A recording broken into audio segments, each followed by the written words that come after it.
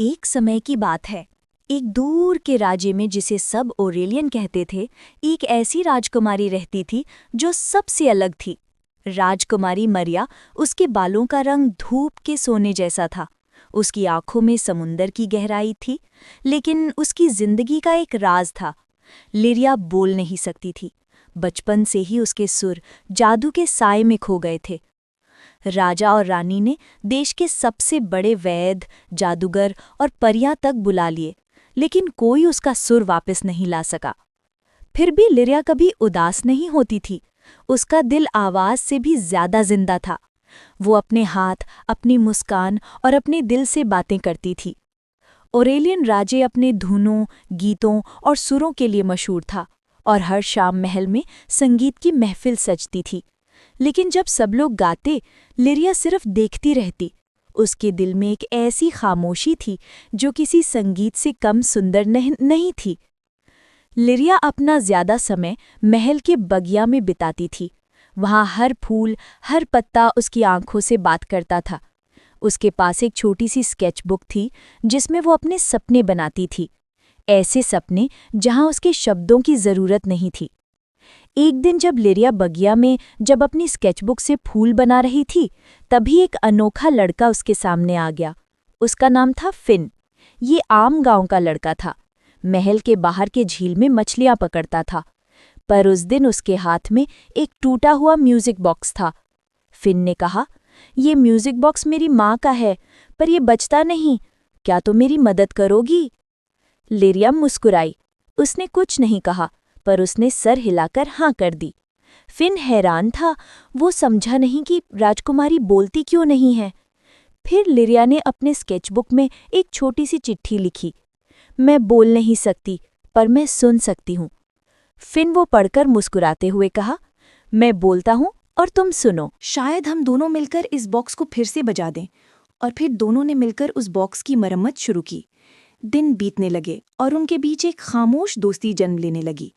एक शाम जब दोनों म्यूजिक बॉक्स की गियर साफ कर रहे थे, तब इसने एक छुपी हुई नीली रोशनी छोड़ी।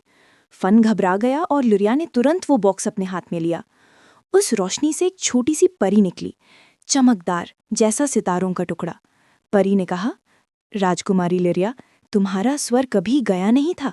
तुमने खुद उसे अपने दिल में बंद कर लिया था, दुनिया के शोर से बचने के लिए।